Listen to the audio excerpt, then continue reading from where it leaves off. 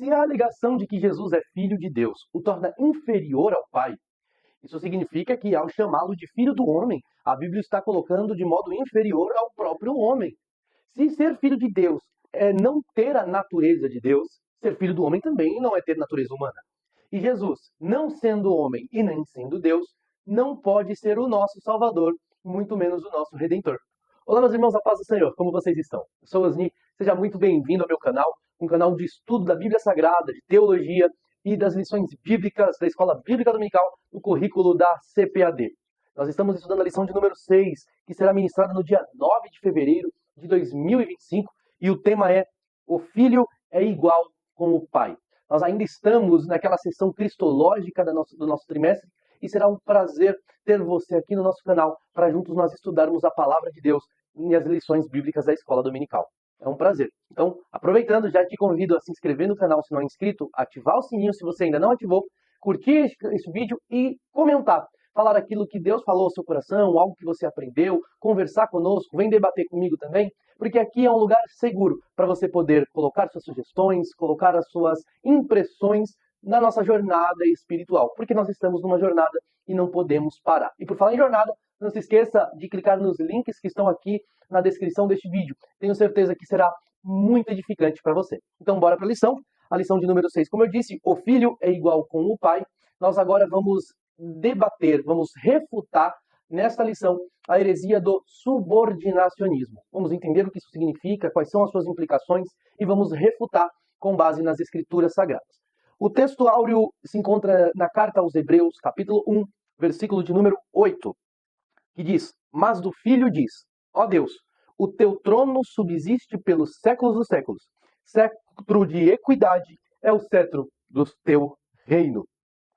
Vemos aqui uma citação do escritor aos Hebreus, do Salmo, onde o próprio Deus, o Pai, está falando com o Deus Filho. E Deus está chamando, e aí vê-se que está falando do rei, do Messias, mas como que Deus está chamando o Messias de Deus? Porque fala, o teu trono, ó Deus. Portanto, se Deus está chamando o Messias de Deus, o Messias é Deus. Além disso, este Deus, o Messias, tem um trono, ele reina. Logo, ele é monarca, ele é soberano. E aí já refuta muitos argumentos, não é mesmo? Mas vamos lá agora para a verdade prática, que diz que o termo teológico Filho de Deus é título. Sendo assim, a existência de Jesus é desde a eternidade junto ao Pai. Vemos que é um título. Chamar Jesus de Filho é título, porque Jesus não nasceu como Deus, ele nasceu como homem. Ele não foi gerado como Deus, ele foi gerado como homem. Mas nós vamos falar sobre isso a seguir. Portanto, o título Filho de Deus, quando aplicado a Cristo, tem sido alvo de interpretações errôneas ao longo da história.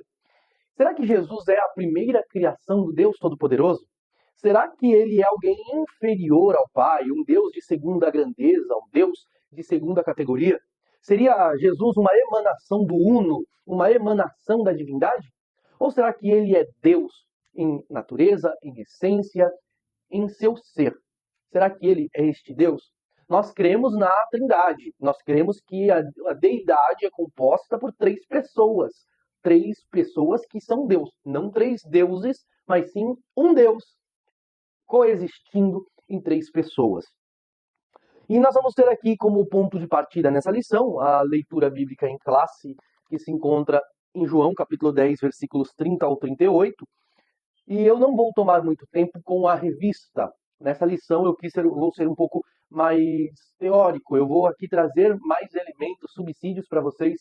E vocês, acompanhando a lição, estudando na sua igreja, você poderá utilizar-se do que a gente vai falando neste vídeo, que vai auxiliar você na compreensão da lição. Se você é professor da EBD, por certo, você já leu a revista, leu o livro de apoio do comentarista pastor Ezequiel Soares, e está buscando conteúdo como subsídio. Você quer algo que te auxilie, informações. E a minha humilde missão aqui é trazer essas informações, trazer essa exposição. Amém? Vamos partindo aqui, portanto, de João capítulo 10, versículo 30 até o 38, no qual nós vemos Jesus começa dizendo no versículo 30, eu e o Pai somos um. Primeiro, ele chama Deus de Pai. Segundo, ele fala que ele e o Pai são uma pessoa só. Ou melhor, um em natureza. Ao chamar Deus de Pai, e é engraçado porque eles nem falaram do somos um, eles falaram do Pai. Tanto que, ao ouvir esta expressão, Jesus se tornou alvo de uma tentativa, ou vítima de uma tentativa de apedrejamento. Tentaram apedrejar Jesus. E ao pegar as pedras, e eu tenho certeza que começaram a arremessar algumas pedras, e vocês estão me apedrejando por quê? Qual é a causa do meu apedrejamento? E aí, ele pergunta, eu tenho-vos mostrado muitas obras boas procedentes de meu Pai. Por qual delas vocês me apedrejam? Ele fala, não é nenhuma das suas boas obras, mas sim pela sua blasfêmia. Porque, sendo tu homem, que fazes Deus a ti mesmo? Você percebe que Jesus está sendo acusado de dizer que ele é Deus. Está se fazendo Deus, mas ele é Deus. E os judeus não compreendiam isso. E agora eles olham para Jesus como um blasfemo, como um herege, justamente por esta alegação. Mas o que significa filho de Deus? Qual é o conceito de filho? Como eu disse, eu não vou seguir os tópicos da apostila, da revista, mas o tema, o assunto está incluso, está ali, vai servir como um paralelo para que você possa compreender o que está escrito. O que significa filho de Deus na pessoa de Cristo é o meu primeiro tópico. Jesus Cristo é chamado de Filho de Deus, o que causava em sua época uma grande mobilização contrária por parte dos judeus, principalmente. Afirmar ser Filho de Deus implica declarar ter a mesma natureza. Por este motivo, ao declarar ser um com o Pai, Jesus se tornou alvo desta tentativa de apedrejamento. No contexto original judaico, nós temos que ler a Bíblia analisando o seu contexto histórico, o seu contexto cultural e o seu contexto gramatical também. A gente não tem que ler a Bíblia pensando que ela foi escrita para hoje.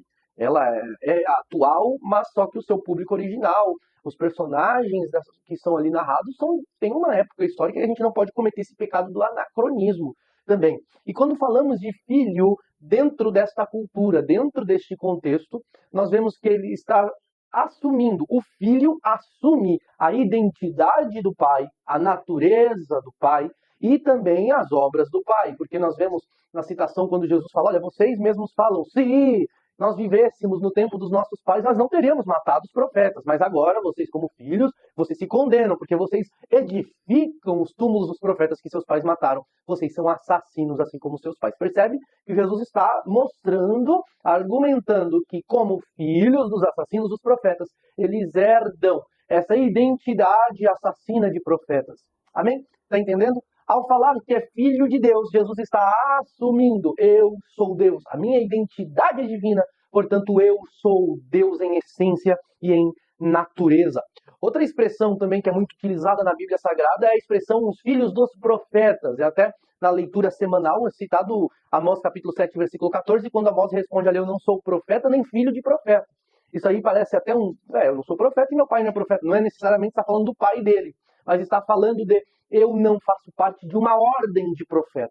Eu não faço parte de um grupo de profetas. Eu não faço parte dessa ordenação profética, da famosa escola de profetas, como a gente costuma chamar. Amós estava dizendo, olha, eu não faço parte, eu não tenho nome de profeta, mas eu fui enviado a profetizar.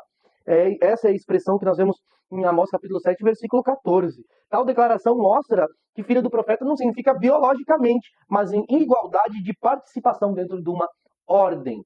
Em Gênesis capítulo 6, nós vemos também uma outra expressão que também é muito compreendida de uma forma equivocada, quando a Bíblia fala dos filhos de Deus, que viam que as filhas dos homens eram bonitas, e aí então casavam-se, davam-se em casamento, isso no período pré-diluviano, e uma das causas pelas quais Deus determinou o dilúvio, Deus ordenou que Noé construísse a arca. E dentro deste contexto, dentro desta passagem, algumas pessoas alegam que os filhos de Deus eram os anjos, enquanto as filhas dos homens eram as mulheres, os seres humanos. E aí os anjos tinham filhos com elas, e os filhos eram os gigantes, os homens de renome. Primeiramente, a Bíblia não entra em contradição. Anjo não procria, anjo não se casa, nem se dá em casamento. Essa linhagem, então, a correta, ao chamar de filhos de Deus, está se referindo aos filhos de Sete, todos aqueles que invocam o nome do Senhor. Estes são os filhos de Deus, mencionados ali no livro do Gênesis, do capítulo 6.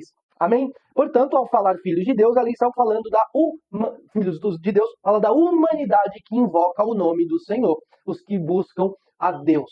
Obviamente, você se lembra quando Jesus fala em João capítulo 8, que aquele que faz a vontade de Deus é filho de Deus. Está se referindo, neste contexto, a não filhos biológicos, genéticos, mas sim filhos daqueles que fazem a vontade de Deus, que buscam a face de Deus. E, como eu disse no começo, filho do homem, quando aplicado a Jesus, não significa que Jesus tinha pai humano. Jesus não nasceu de um pai humano, ele nasceu de uma concepção virginal. Porém, ele é filho do homem. Por quê? Porque está dizendo, ele tem a mesma natureza que o homem. Ele tem a mesma natureza humana, embora sem pecado, por conta da sua concepção milagrosa. Resumidamente, a ideia de filho na Bíblia é muito ampla e diz a respeito à identidade, ou diz respeito à identidade e à natureza. Em síntese, quando Cristo é aplicado a Cristo, Filho de Deus, não significa que ele é criado, porque ele é eterno e ele é o Criador. Ele é o Pai da eternidade. Segundo, significa que ele é igual ao Pai, porque como Filho de Deus, ele é parte da natureza de Deus, ele é parte da essência divina, e a Bíblia não chama Jesus de um Filho de Deus, mas chama Jesus de o Filho de Deus. Ele é o unigênito, o único do gênero, não outro igual. Só tem ele com essa natureza. É isso que significa a expressão unigênito. Significa que só tem ele. Mas aplicado a cristão, em igualdade com o Pai. E também participação da mesma essência divina, que é a palavra grega utilizada até no credo niceno-constantinopolitano, que fala que ele é homoousios, ou seja, ele tem a mesma substância do Pai. Então, Pai, Filho, Espírito Santo possuem a mesma substância. Amém? Segundo tópico, interação entre o Pai e o Filho na economia da Trindade. Eu quis anotar esse nome porque são termos teológicos que são muito importantes para a gente. Então, neste tópico 2, que para mim é o tópico que vai clarear todo o entendimento dessa lição de número 6, nós vemos que há uma interação na Trindade. E esta interação na Trindade é chamada teologicamente de pericorese. Nós vamos falar sobre isso, essa palavra grega. E dentro disso nós vemos a economia da Trindade. Mas o que venha a significar? Então, falando a respeito da Trindade, essas duas expressões teológicas eu quero enfatizar com vocês. A primeira, Trindade ontológica, e a segunda, a Trindade econômica. Mas o que isso venha a dizer? Primeiro, o que é a Trindade, ou a que se refere a Trindade, a expressão Trindade ontológica? Vem de ontologia, o ser, diz respeito a quem Deus é em si mesmo, a deidade, quem é Deus. Ontologicamente, quem é Deus, a divindade, quem é Deus? O Pai, o Filho, o Espírito Santo. As três pessoas que são coiguais, eternas, coeternas, que possuem a mesma essência divina. E sendo coiguais, e a nossa declaração de fé, ela cita, coiguais em majestade e em glória. Sendo coiguais, essas pessoas não estão organizadas hierarquicamente. Não há hierarquia entre eles. Não há um maior e não há um menor, porque eles são coiguais. Então, qual é a diferenciação entre essas pessoas? A diferenciação entre as pessoas é relacional e não essencial. Ou seja, o Pai não é Filho, o Pai não é Espírito Santo e o Filho não é Espírito Santo. São três pessoas distintas, com as suas personalidades, que se relacionam, mas essas três pessoas que são iguais em substância e em essência. A gente está falando muito disso nas últimas lições, mas é bom reforçar. Essa é a Trindade ontológica. Esse conceito foi central no Concílio de Nicéia, em 325, onde se refutou o arianismo, que defendia o subordinacionismo do Filho. Portanto, na Trindade, analisando a Trindade ontológica, na ontologia da Trindade, Pai, Filho, Espírito Santo não são um superior ou inferior uns aos outros. Não há subordinacionismo nisso. Não se aplica ontologicamente. O Filho não se submete ao Pai ontologicamente. O Filho não está abaixo do Pai. E nem o Pai está abaixo do Espírito Santo. Não existe essa hierarquia na Trindade ontologicamente. Mas na Trindade econômica, o que vem a ser? Diz respeito de como Deus se revela na história e como ele opera na redenção. Como Deus opera na redenção, é isso que nós vemos a economia da Trindade. Vale ressaltar que o termo economia vem do vocábulo grego oikonomikos, que vem de oikos, vem de oikos, que é casa, Gnômicos, que é lei, regra, administração, né? Organização. Então, o que significa, em suma, administração doméstica, arranjo de atividades da casa. Trata-se de uma organização, uma administração de tarefas, delegação de tarefas para cada pessoa da casa. Dentro da Trindade há uma organização. Dentro da Trindade há uma organização para as pessoas no projeto e no plano de redenção de Deus. Então, pensem comigo aqui no plano de redenção e há uma administração onde cada pessoa da Trindade atua. Não é uma pessoa atuando de 3 formas, mas são 3 pessoas atuando em determinada função. E nessa atribuição funcional, pega isso pelo amor de Jesus, pegue essa atribuição funcional. Dentro da atribuição funcional ocorre a subordinação do filho. É dentro daí. Porque dentro da economia da Trindade, o Pai planeja a redenção. O Pai planeja tudo. O Pai gera o plano. E neste plano, o Pai envia o Filho. E ao enviar o Filho encarna, o Filho morre, o Filho ressuscita e o Filho venceu. E ao vencer, o Filho, portanto, ele consuma, executa a obra da redenção. E é por isso que na cruz ele disse que está consumado, está feito. Eu cumpri tudo aquilo que eu fui enviado a fazer. Portanto, é nessa função, é nesta atribuição da pessoa que o filho é submetido ao pai, é subordinado ao pai. Porque o pai planejou e enviou o filho, e o filho executou. E não somente o filho, como também enviou o Espírito Santo, que glorifica o filho, que glorifica o pai. Você percebe que parece ser uma hierarquia, é uma hierarquia dentro deste plano econômico, mas ontológico não. E o Espírito Santo, qual é a função dele nesta economia? É a santificação. Ele aplica a redenção diariamente, visando o aperfeiçoamento dos santos para a restauração de todas as coisas. E, portanto, a subordinação funcional não implica em inferioridade ontológica. Eu coloquei esses termos aqui.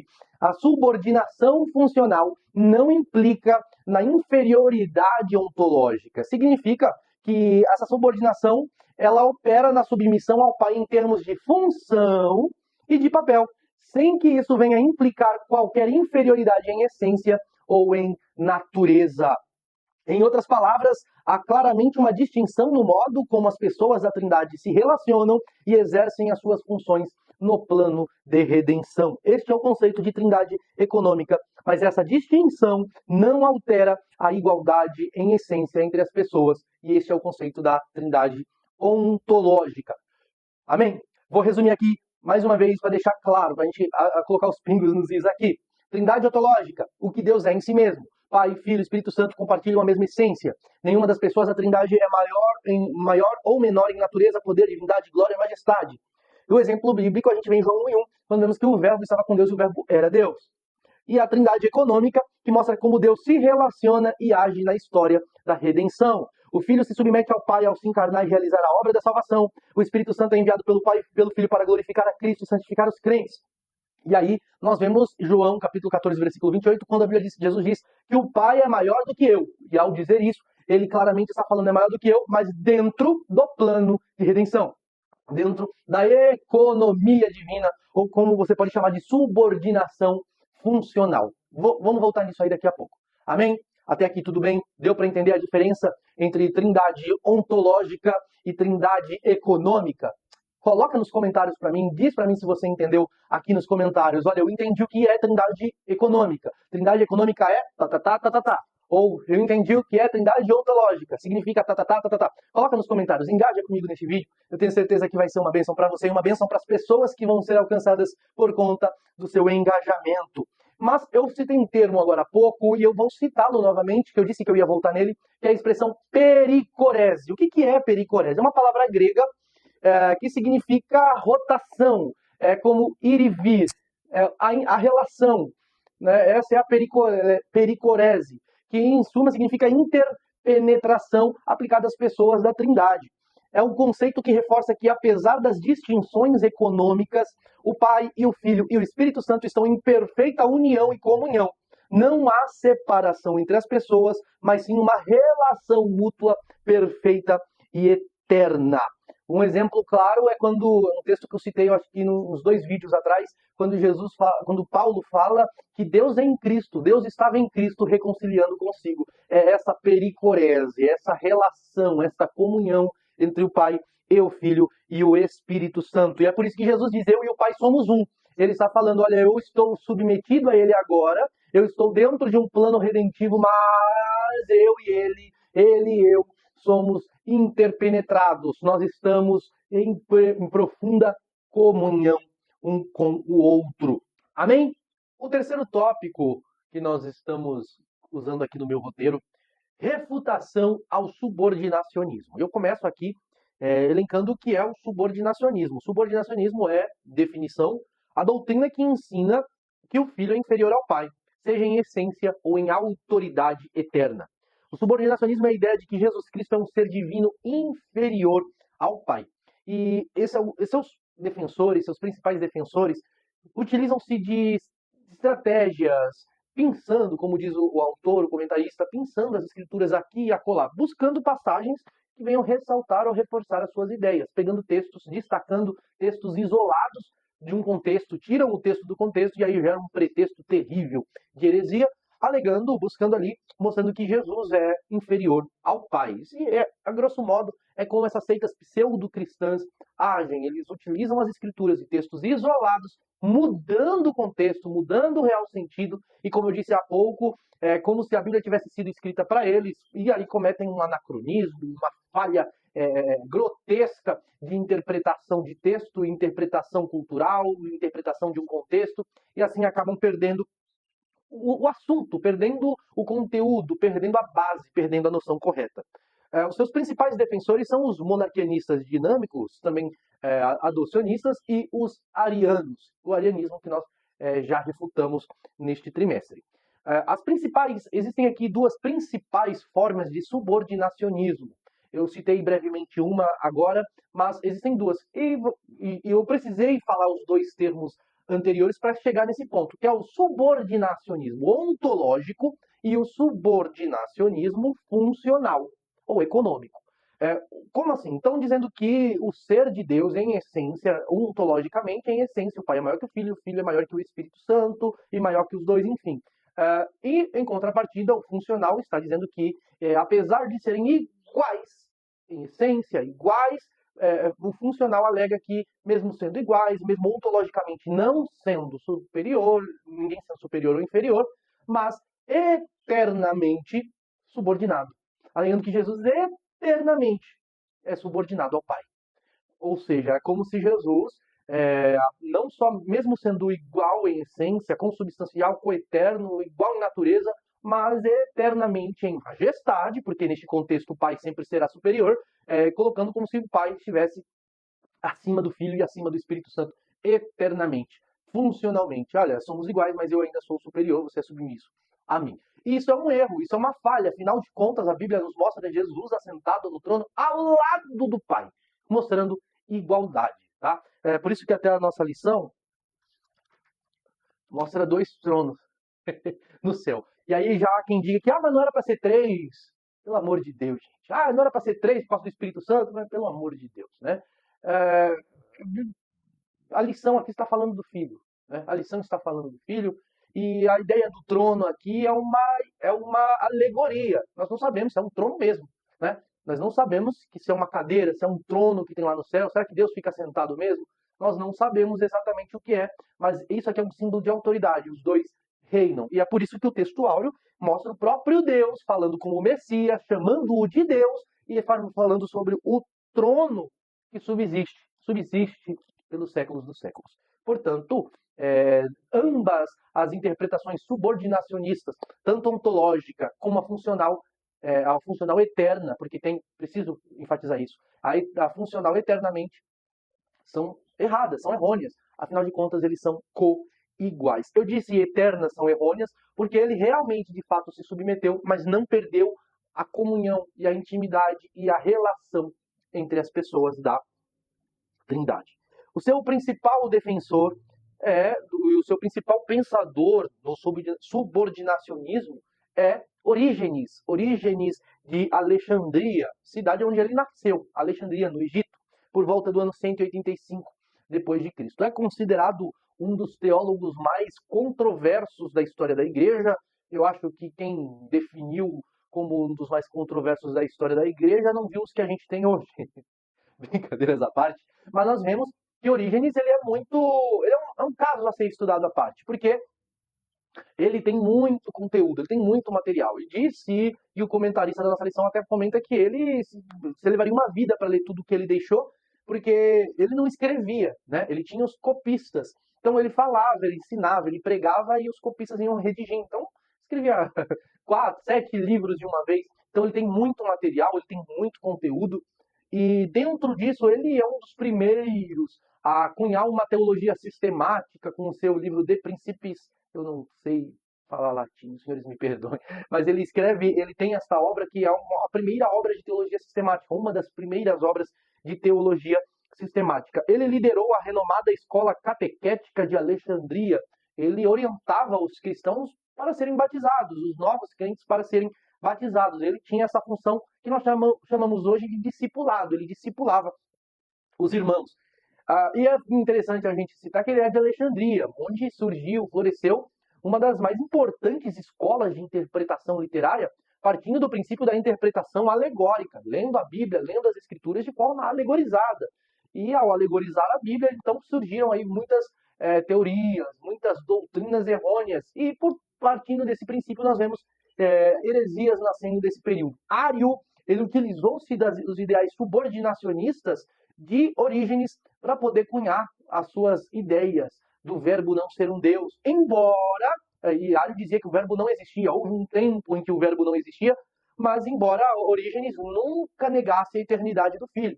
Orígenes apenas enfatizava que ele era inferior ao Pai, sendo subordinado a ele. Percebe que Orígenes está meio certo, meio errado. E ainda tem outras teorias do universalismo. Ele acreditava que até o próprio Satanás pode ser salvo ao final de todas as coisas, no fim dos tempos, antes o termo errado, da eternidade futura. Então a gente tem assim algumas ideias muito errôneas, muito erráticas por parte de Orígenes. E é um cidadão que é muito importante a gente estudar e vale a pena você conhecer sobre ele. A sua teologia foi fortemente influenciada pelo neoplatonismo, o que o levou a interpretar as escrituras de forma alegórica. Com base, nós vemos um padrão da escola de Alexandria, em contraposição, por exemplo, à escola de Antioquia, que interpretava de uma forma mais literal as escrituras. E a ideia alegórica, de interpretação alegórica, ela vai seguindo, ela perdura na história, perpassa a Idade Média, chegando até o Iluminismo, chegando até o Renascimento, perdão, até a era dos reformadores, que eram, sim, interpretando, e muitas das doutrinas reformadas partem de uma interpretação alegórica, sobretudo em questões escatológicas, né? Tem um pastor aqui na internet que fala muito sobre isso, e é sempre bom a gente lembrar o texto, né? A gente fazer uma exegese para conhecer o real sentido do texto e levar literalmente e ler de uma forma literal. É bom sempre ter um equilíbrio, mas alegorizar as escrituras ao seu bel prazer não compensa, não é o correto. Amém? E aí, Orígenes foi condenado como herege no concílio de Constantinopla, o segundo concílio, que foi em 553 d.C. Mas isso aí, a sua condenação tem sido alvo de inúmeros debates. Vamos lá. Entre a ideia da submissão eternamente de Cristo por parte de Orígenes, ela foi causa de muitas controvérsias, inclusive essa do subordinacionismo. Mas perceba, Orígenes ensinava a geração eterna do Filho, mas eternamente subordinado ao Pai. Como eu disse, ontologicamente coigual, mas funcionalmente e eternamente submisso. Ário distorceu esse ensino, alegando que houve um tempo em que o verbo não existia, e o concílio de Nicéia condenou essa visão, afirmando a consubstancialidade como Pai.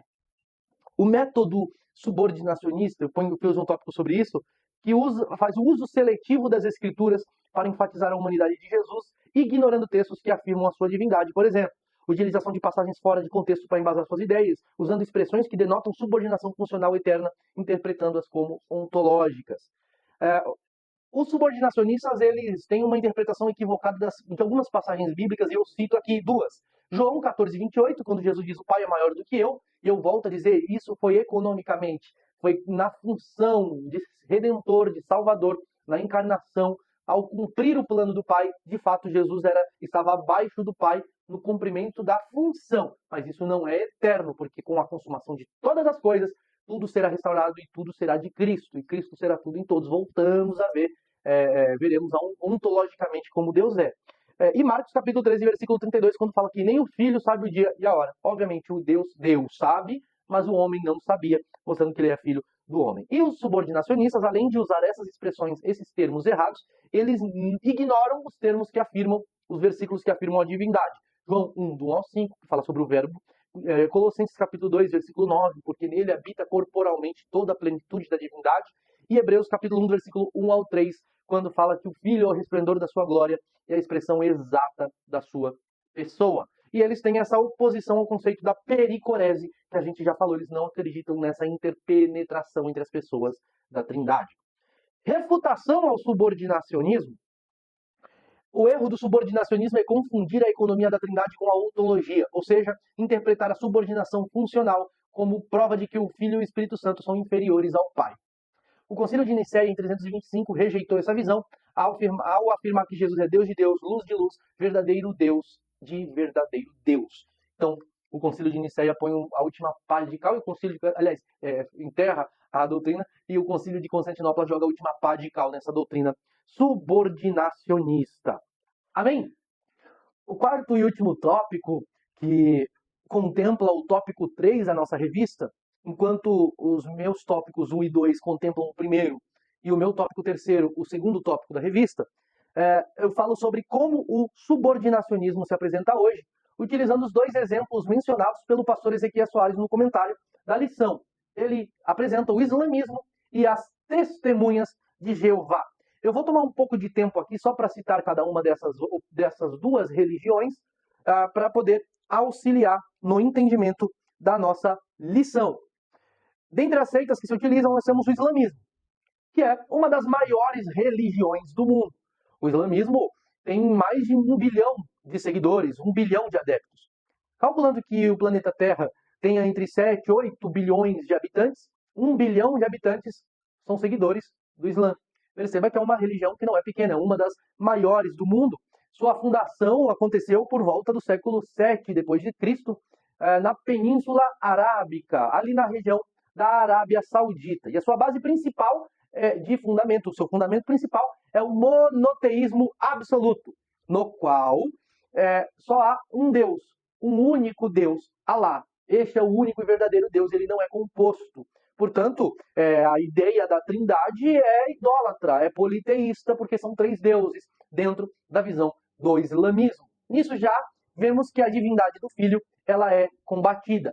Além disso, nós vemos que a pessoa do profeta Mohammed, o profeta Maomé, ela é superior dentro do islamismo. Tudo dentro do islamismo leva a Maomé, ao que Maomé disse, ao que Maomé escreveu, a revelação que Maomé recebeu, sobretudo do anjo Gabriel, quando ele recebeu o texto do Alcorão, que é o seu livro sagrado, que é a sua regra de fé, a revelação completa de Alá para a humanidade, que substitui, inclusive, a Bíblia Sagrada, que substitui os escritos do Tanar. Amém? Então, para eles, o cristianismo é politeísta, uma vez que eles rejeitam a doutrina da Trindade. Eles negam claramente que Deus tenha um filho. Eu vou citar aqui 2 versículos do Alcorão, que se encontra no capítulo 4, verso 171, que é a Sura An-Nisa. Senhores, perdoem o meu árabe, que está enferrujado, mas eu vou ler para vocês aqui o texto ipsis literis, como está presente. Ó adeptos do livro, não exagereis em vossa religião e não digais de Deus senão a verdade. O Messias, Jesus, filho de Maria, foi tão somente mensageiro de Deus e seu verbo, com o qual ele agraciou Maria por intermédio do seu Espírito. Crede, pois, em Deus e em seus mensageiros e digais Trindade.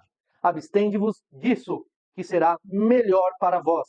Sabei que Deus é uno. Glorificado seja. Longe está a hipótese de ter tido um filho. A ele pertence tudo quanto há nos céus e na terra, e Deus é mais do que suficiente guardião. Perceba que ele está falando longe de Deus ter tido um filho, e quando fala da Trindade, abstende-vos disso. Tem um outro capítulo, 5, verso 116, que é a Sura Al-Ma'idah, que diz: E recordar-te quando disse, ó Jesus, filho de Maria, foste tu quem disseste aos homens, tomai a mim e a minha mãe por 2 divindades em vez de Deus? Pensa que é Deus chegando para Allah, chegando para Jesus, dizendo: oi, filho de Maria, foi você que falou que você é Deus e a sua mãe é deusa? Vocês são duas divindades? E aí Jesus respondeu: glorificado sejas.